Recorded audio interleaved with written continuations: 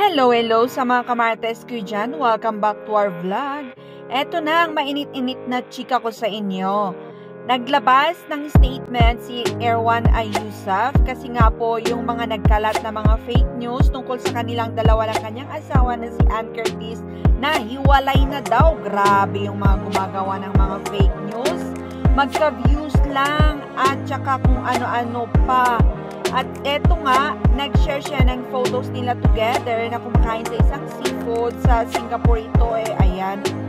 At may niligay siya dyan na caption ng Mark and Safe, ayan. And yun nga recently na may nag-comment sa post ni Erwan Ayusaf na nakapansin na bakit daw hindi suot ang kanyang singsing. At sabi nga ni Erwan dyan na pareho sila ni Ann na hindi nagsusuot ng kanilang wedding ring at saka hindi sila ma-post ng photos nila together or whereabouts nila together.